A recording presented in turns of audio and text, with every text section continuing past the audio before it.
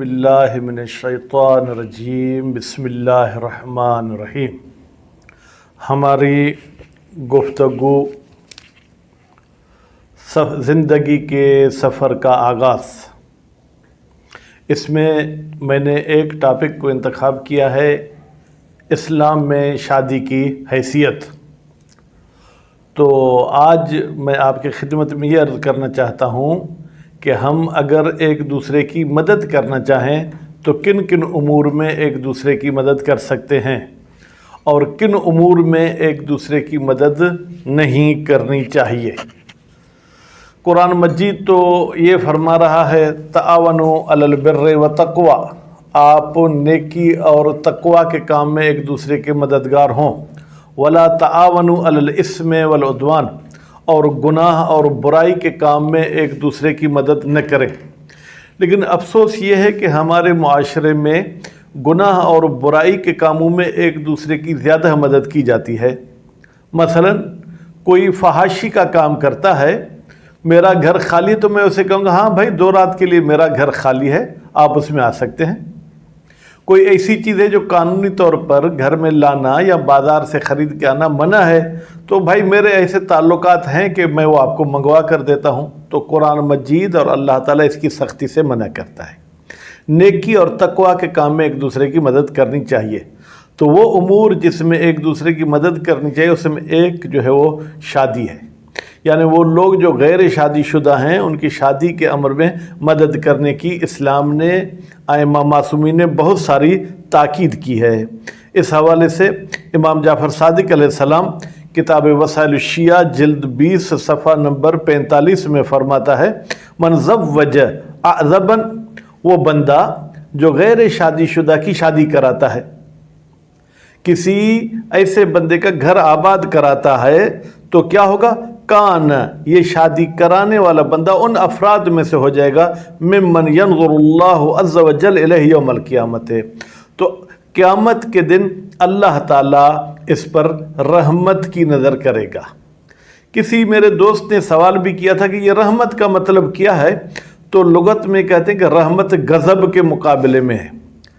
हम किसी भी चीज़ को पहचानना चाहें तो उसके ज़िद को पहचानें तो ये चीज़ खुद ब खुद हमें मालूम हो जाएगी। गज़ब यानी नापसंद, यानी गुस्से वाली हालत, यानी यूँ समझें कि एक बंदा जो है हमारा मौरिद नज़र नहीं है।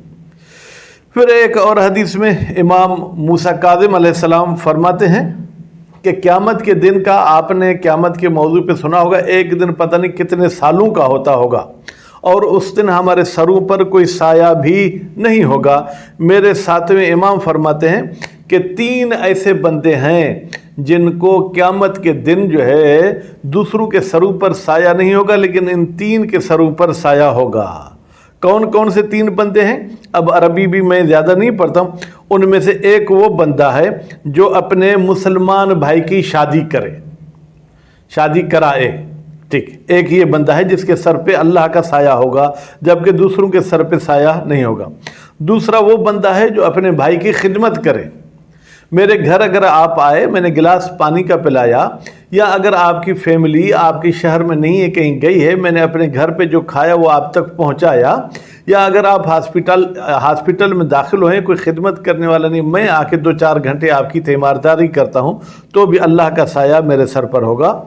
और तीसरा वो फ़र्द है जो किसी मुसलमान भाई का राज छुपाता है, राज फाश नहीं करता, उस पर भी क़यामत के दिन अल्लाह ताला का जो है वो साया होगा। अच्छा, ये भी वसाइल शिया जिल्द 20 में हदीस मौजूद है। उसके बाद फिर फरमाते हैं कि अल्लाह ताला की नज़र करम क़यामत पर किस पर होगी। फिर एक और हदीस में है कि 4 ऐसे ग्रुप हैं जिन पर अल्लाह ताला की नज़र करम होगी। एक शख्स वो है जिसने किसी के साथ कोई कारोबार किया, जिसने किसी से कोई चीज़ ख़रीदी, कोई चीज़ बेची, सामने वाला बंदा जो है अपने इस मामले पे वो परेशान हो गया कि यार मुझे नहीं करना चाहिए, तो आप उसका मामला तोड़ दें। आपने उसकी परेशानी ख़त्म की, क़यामत के दिन अल्लाह ताला आपकी परेशानी ख़त्म करेगा, अल्लाह ताला आप पर नज़र करम करेगा।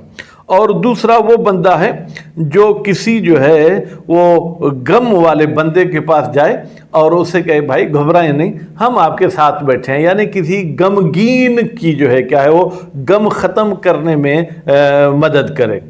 اور تیسرا وہ بندہ ہے جو پرانے زمانے میں عبد اور کنیز کا معاملہ ہوتا تھا، اپنے عبد کو آزاد کرے۔ اور چوتھا وہ بندہ ہے جو کسی غیر شادی شدہ کی شادی کرائے، تو اس پر اللہ تعالیٰ کا نظر کرم ہوگا۔ اس کے بعد پھر ہم دیکھتے ہیں کہ ائمہ معصومین سے پوچھیں سب سے زیادہ کون سا کام ہے کہ ہم اس میں واسطہ بنیں، ہم اس میں جو ہے کیا ہے وہ بیچ میں آئیں۔ تو حضرت علی علیہ السلام فرماتے ہیں کہ سب سے افضل کسی کے بیچ میں آنے والا معاملہ یہ ہے کہ ان تشفع بین اثنین فی نکاح یجمع اللہ بینہما، آپ نکاح کے لیے دو پارٹیوں کے بیچ میں آئیں تاکہ نکاح کے ذریعے اللہ تعالیٰ ان دو کو آپس میں جمع کر دے۔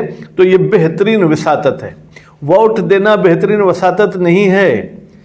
آپ کسی کو جو ہے کسی بری کالونی میں لے جائیں، آپ کسی کو برائی کے اڈے پہ لے جائیں، یہ بہترین وساطت نہیں۔ بہترین وساطت یہ ہے کہ غیر شادی شدہ کی آپ شادی کریں، حتیٰ کہ اس حدیث میں غیر شادی شدہ کا بھی لفظ نہیں ہے، اس حدیث میں یہ ہے کہ ان تشفع بین اثنین فی نکاح، آپ دو بندوں کے نکاح کے بیچ میں وساطت کریں۔ یہ بھی وہی وسائل الشیعہ جلد 20 ہے۔ تو اس حوالے سے ہمیں کوشش کرنی چاہیے کہ ہمارے معاشرے کو ہم شادیوں کے ذریعے آباد کریں۔ کسی کی بیٹیاں بیٹھی ہیں، کسی کے بیٹے بیٹھے ہیں، ٹھیک ہے، تو اس حوالے سے انشاءاللہ میں پھر آئندہ کلپ میں بات کروں گا کہ ہم رشتہ کس کے ساتھ کریں، امیر کے ساتھ کریں، غریب کے ساتھ کریں۔ تو آج اتنا ہی کافی ہے کہ اگر آپ کوئی اچھا کام کرنا چاہتے ہیں، قیامت میں کوئی سایہ ڈھونڈنا چاہتے ہیں، تو غیر شادی شدہ افراد کی شادی کرائیں۔ وصلی اللہ علی محمد و آل محمد۔